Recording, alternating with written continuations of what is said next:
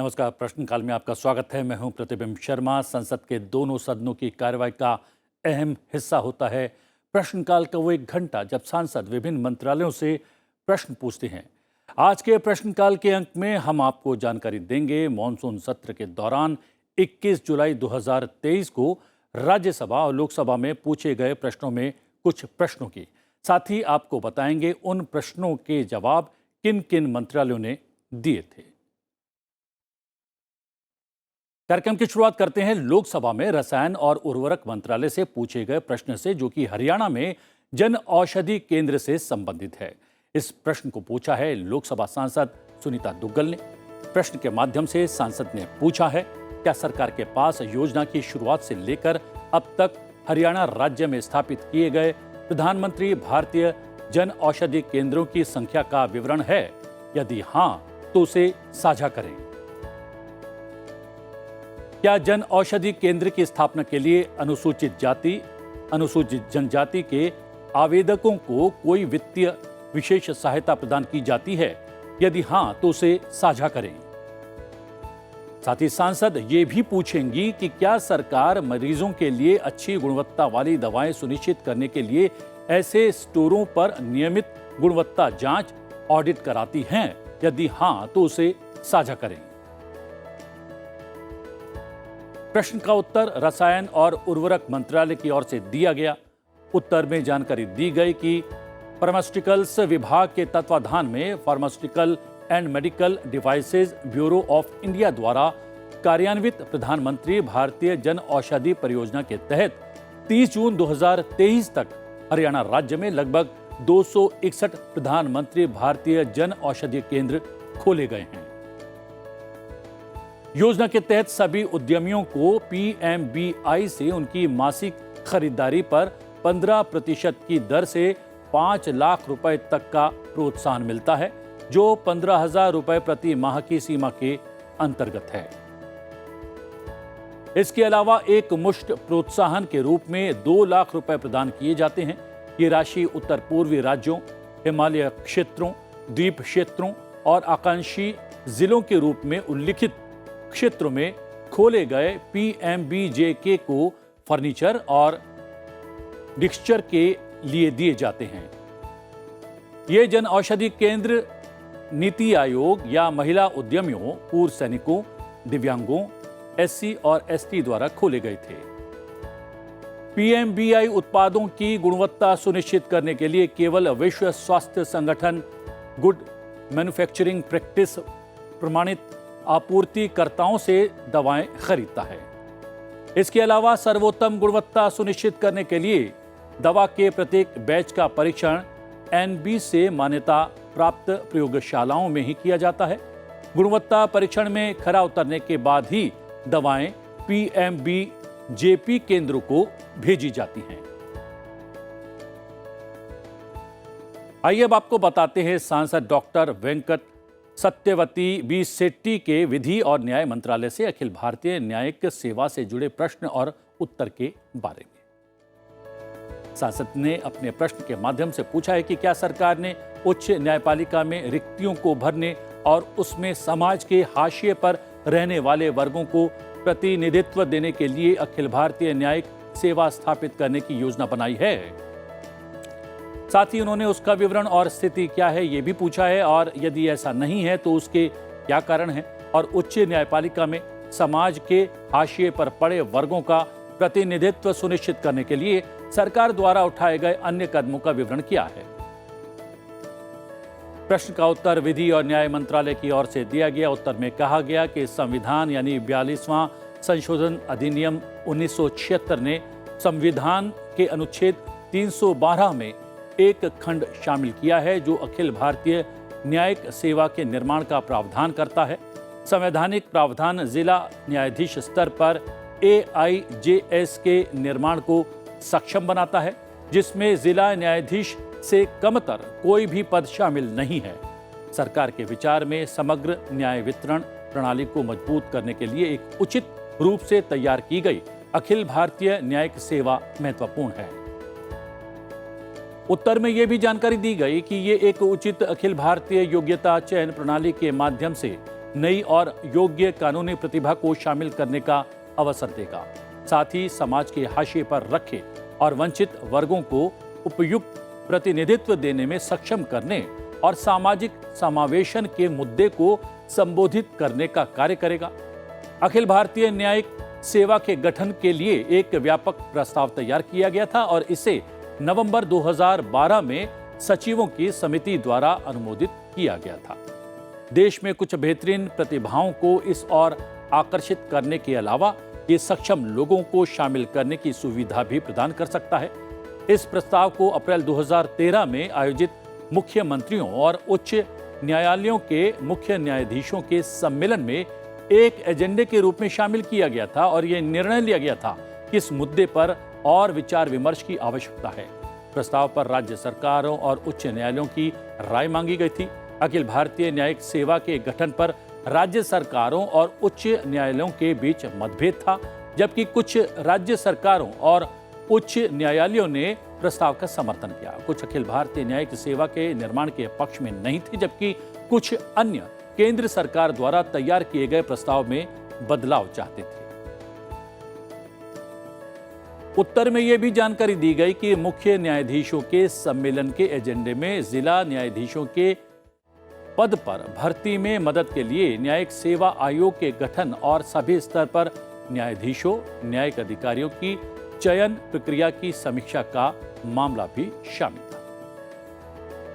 यह सम्मेलन 3 और 4 अप्रैल 2015 को आयोजित किया गया था, जिसमें जिला न्यायाधीशों की नियुक्ति के लिए रिक्तियों को शीघ्र भरने के लिए मौजूदा प्रणाली के भीतर उचित तरीकों को विकसित करने के लिए इसे संबंधित उच्च न्यायालयों के विवेक पर छोड़ने का संकल्प लिया गया था।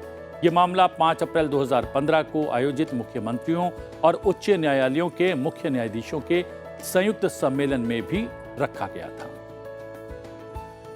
16 जनवरी 2017 को कानून एवं न्याय मंत्री की अध्यक्षता में हुई बैठक में अखिल भारतीय न्यायिक सेवा की स्थापना के लिए पात्रता, आयु, चयन मानदंड, अर्हता, आरक्षण जैसे बिंदुओं पर चर्चा की गई।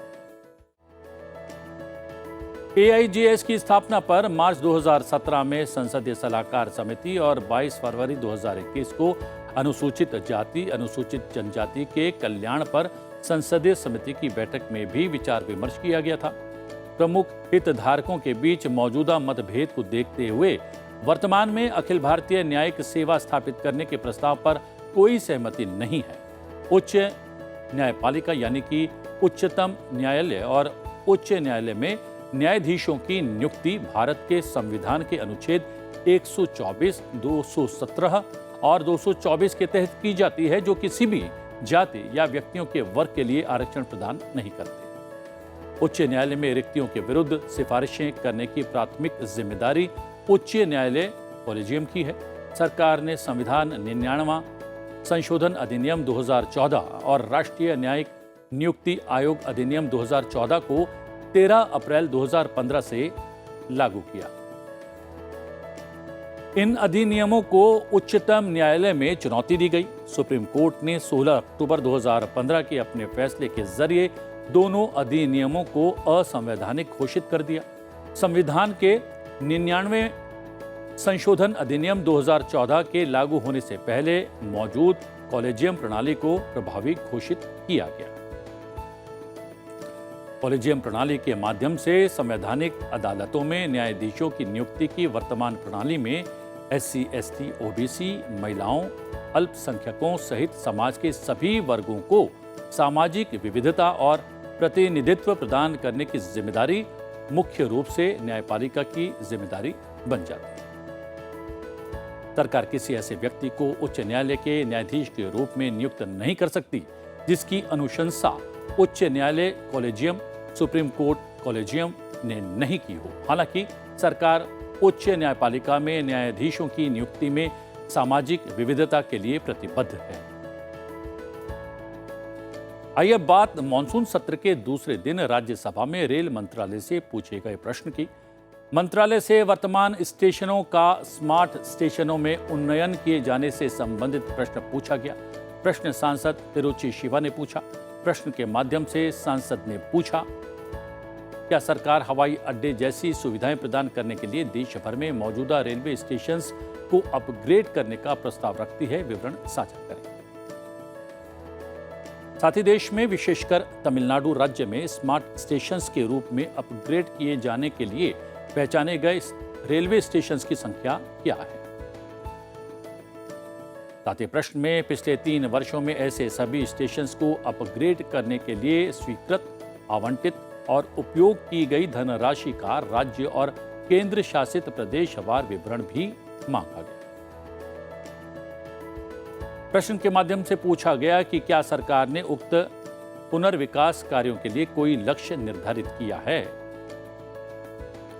प्रश्न का उत्तर रेल मंत्रालय की ओर से दिया गया। उत्तर में जानकारी दी गई कि रेल मंत्रालय ने भारतीय रेलवे पर स्टेशंस के विकास के लिए अमृत भारत स्टेशन योजना शुरू की है।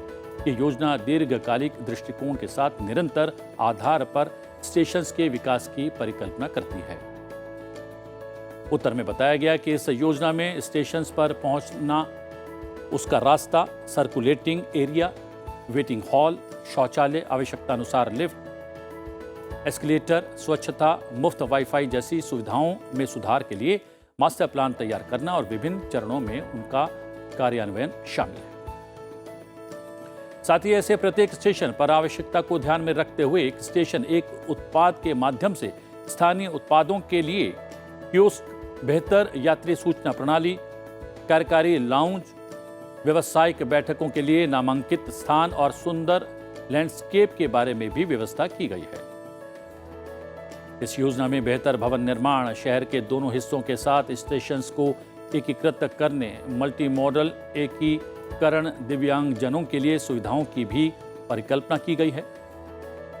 साथ ही टिकाऊ और पर्यावरण के अनुकूल समाधान, गिट्टी रहित ट्रैक का प्रावधान, आवश्यकता के अनुसार चरणबद्ध और व्यवहारिकता के अनुसार रूफ प्लाजा और दूरगामी परियोजनाओं के अंतर्गत स्टेशन पर सिटी सेंटर का निर्माण भी शामिल है।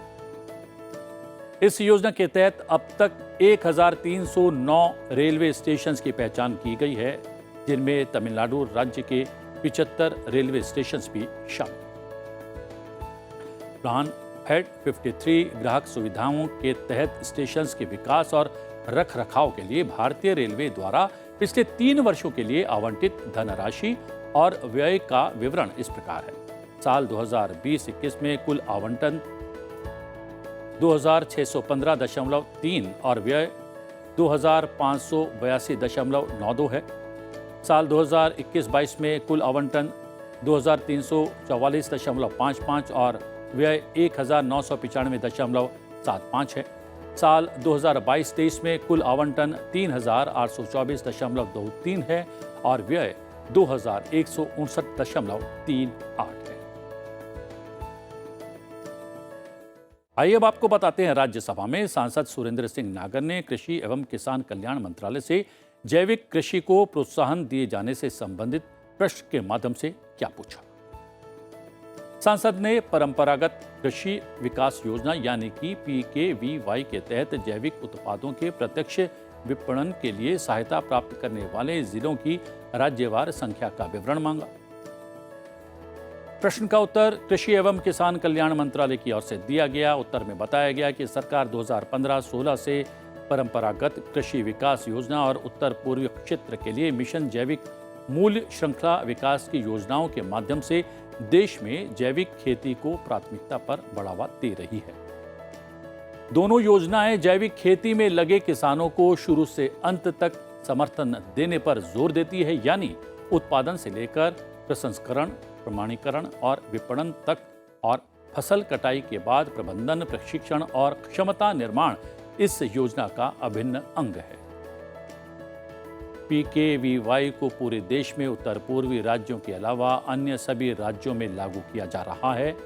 MOVCDNER योजना विशेष रूप से पूर्वोत्तर राज्यों में लागू की जा रही है। PKVY के तहत देश के राज्यों, केंद्र शासित प्रदेशों को रुपए की वित्तीय सहायता प्रदान की जाती है, जिसमें से 3 वर्षों के लिए 50,000 रुपये प्रति हेक्टेयर ऑन फॉर्म और ऑफ फॉर्म जैविक इनपुट के लिए किसानों को सीधे दिए जाते हैं। साथ ही DBT के माध्यम से 31,000 रुपये प्रति हेक्टेयर 3 वर्ष के लिए वित्तीय सहायता प्रदान की जाती है। विपणन, पैकेजिंग, ब्रांडिंग, मूल्य संवर्धन और अन्य विपणन पहलों के लिए 3 वर्षों के लिए 8,800 रुपये प्रति हेक्टेयर प्रदान किया जाता है। इसके अलावा प्रमाणीकरण और अवशिष्ट विश्लेषण के लिए 3 वर्षों के लिए 2,700 रुपये प्रति हेक्टेयर की वित्तीय सहायता प्रदान की जाती है। प्रशिक्षण और क्षमता निर्माण के लिए 3 वर्षों के लिए 7,500 रुपये प्रति हेक्टेयर की वित्तीय सहायता प्रदान की जाती है। उत्तर पूर्वी क्षेत्र के लिए मिशन जैविक मूल्य श्रृंखला विकास के तहत FPO के निर्माण, किसानों को जैविक इनपुट, गुणवत्ता वाले बीज, रोपण सामग्री और प्रशिक्षण, हैंड होल्डिंग और प्रमाणीकरण के लिए 3 वर्षों के लिए 46,575 रुपये प्रति हेक्टेयर प्रदान किया जाता है। योजना के तहत किसानों को ऑन फार्म जैविक इनपुट के लिए 3 साल के लिए 32,500 रुपये प्रति हेक्टेयर की दर से वित्तीय सहायता प्रदान की जाती है। साथ ही साल 2015-16 से PKVY के तहत लगभग 16 लाख किसानों को शामिल करते हुए 32,384 क्लस्टर विकसित करके 11.86 लाख हेक्टेयर क्षेत्र को जैविक खेती के तहत कवर किया गया है। इसके अलावा 8 राज्यों ने जैविक उत्पादों के लिए अपने स्वयं के ब्रांड विकसित किए हैं। अब तक योजना के तहत 1,854 करोड़ रुपए जारी किए गए हैं। साल 2015-16 से उत्तर पूर्व क्षेत्र के लिए मिशन जैविक मूल्य श्रृंखला विकास के तहत 1.89 लाख किसानों को शामिल करते हुए 389 FPO, FPC विकसित करके 1.73 लाख हेक्टेयर क्षेत्र को जैविक खेती के तहत कवर किया गया है। इसके अलावा 7 उत्तर पूर्वी राज्यों ने जैविक उत्पादों के लिए अपने स्वयं के ब्रांड विकसित किए हैं। अब तक योजना के तहत 919 करोड़ रुपए जारी किए गए हैं। कृषि राज्य का विषय होने के कारण PKVY योजना के कार्यान्वयन के लिए जिलों का निर्णय संबंधित राज्य द्वारा किया जाता है। PKVY योजना 33 राज्यों, केंद्र शासित प्रदेशों के अंतर्गत 564 जिलों में कार्यान्वित की जा रही है। प्रश्न के माध्यम से सांसद ने उत्तर प्रदेश, विशेषकर गौतम बुद्ध नगर और बुलंदशहर में जैविक खेती के अंतर्गत आने वाले क्षेत्रों का विवरण भी मांगा है। साल 2020 से 2023 के दौरान उत्तर प्रदेश में प्रति हेक्टेयर के लिए 50,000 रुपए की वित्तीय सहायता के लिए चुने गए किसानों की संख्या कितनी है? प्रश्न के उत्तर में बताया गया कि उत्तर प्रदेश राज्य में गंगा नदी के 5 किलोमीटर बेसिन के किनारे PKVY के तहत नमामि गंगे कार्यक्रम के तहत जैविक खेती की जा रही है। उत्तर प्रदेश सरकार से प्राप्त जानकारी के अनुसार राज्य के 70 जिलों में 1.71 लाख हेक्टेयर में जैविक खेती की जा रही है। साथ ही 1.8 लाख किसानों को रुपए की वित्तीय सहायता के लिए जैविक खेती अपनाने के लिए चुना गया है। साल 2020 से 2023 की अवधि के दौरान उत्तर प्रदेश में प्रति हेक्टेयर 50,000 रुपए दिए गए हैं।